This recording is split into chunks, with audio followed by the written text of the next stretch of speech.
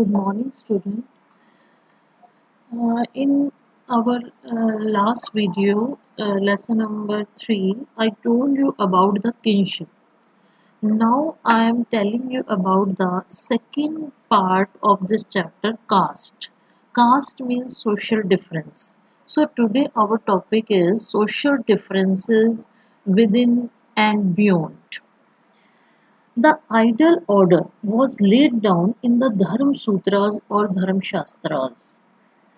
These Dharma Sutras or Dharma Shastras also contained rules about the ideal occupation of the four categories or varnas. Varna system of the social stratification based on the varna or caste. Four basic categories are defined under this system: Brahmins, Kshatriyas, Vaishyas, and Shudras. Here you see in this picture four-fold Varna system. Brahmins, then the second picture Kshatriyas, those who were the warriors, then Vaishyas, businessmen or agriculturists, Shudras, those who serve the people. Now in detail I am telling you about the four occupation or right occupation. Dharma Sutras and Dharma Shastras, I told you, also contain rules about the ideal occupation of the four categories or varnas. First of all, the Brahmins. Brahmins who supposed to study and teach the Vedas, perform sacrifices and get sacrifices performed, and give and receive gifts. This one is the work of the Brahmins. Now the Kshatriyas. Kshatriyas were to engage in the warfare.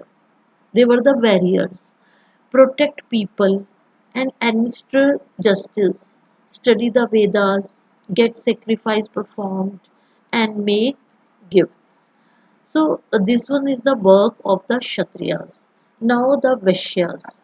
Vaishyas were expected to engage in agriculture, pastoralist and pastoralism and trade.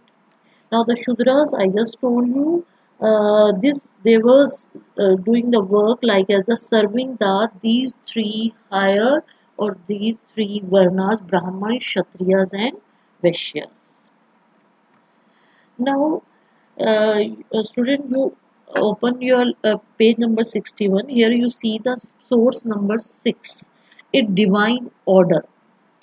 To justify their claims, Brahmins often cited a verse from a hymn in the Rig Veda known as the Purusha Sukta. And it means that through this hymns in which also write in the Rig Veda, which name was Purusha Sukta. So they try to justify their claims that why these words made. They told that Brahman was his mouth, this divine order, that this Brahman was his mouth, of his arms was made the Kshatriyas, his thighs became the Vaishyas, and his feet the Shudra was born. Now the which strategies developed by Brahmins to enforce the Varna system.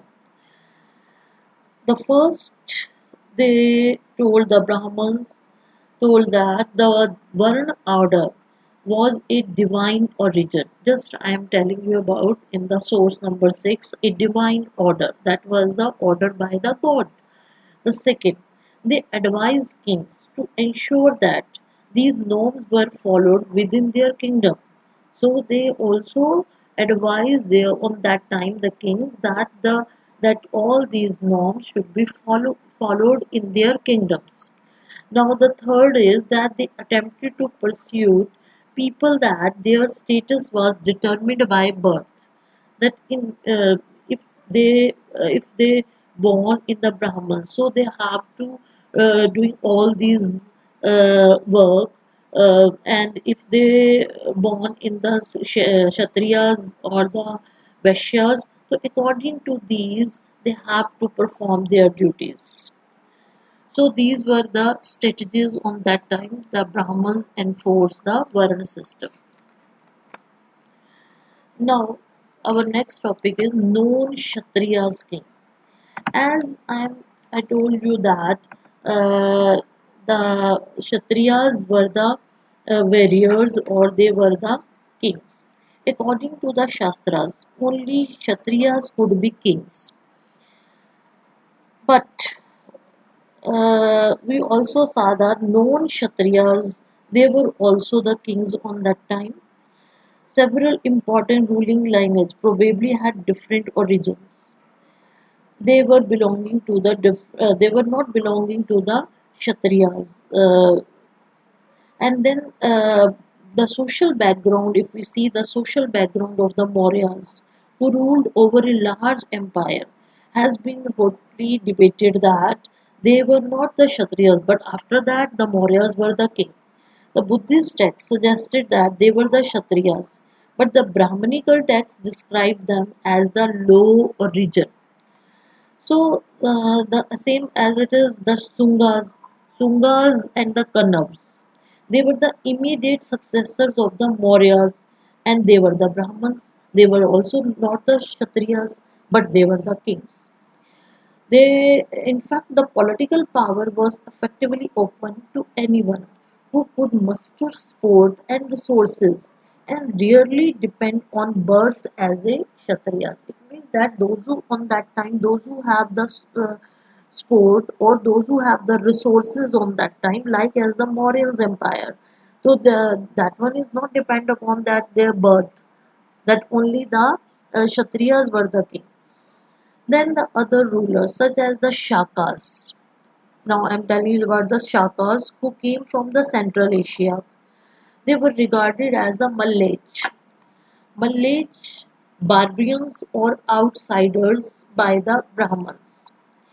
The earliest inscriptions in the Sanskrit describes how Rudradaman, the best known of the Shaka ruler, rebuilt the Sudarshan lake. So this suggests that the powerful Malaysia were familiar with the Sanskrit traditions. So maybe according to the Brahmins, the Shakas were the Barbarians or the Malays or the low caste people, but after that they were also the kings and they were also knows about the Sanskrit language and Sanskrit traditions. Now I am telling you about the Satavahanas. The best known ruler of the Satvahana dynasty, Gautami Putra Sri Satkarni, claimed to be both a unique Brahman. Again, we see that this Satvahana dynasty, they were also the Brahmins, Eka Bhamana. That one, it means that a destroyer of the pride of Kshatriyas. The Satvahana claimed to be Brahmins, whereas according to the Brahmins, kings ought to have been Kshatriyas. They claim to be uphold the fourfold Varna order, but enter to the marriage alliances with people who were supposed to be excluded from this system. As we see that the practice of the endogamy instead of the exogamy system recommended in the Brahmanical text.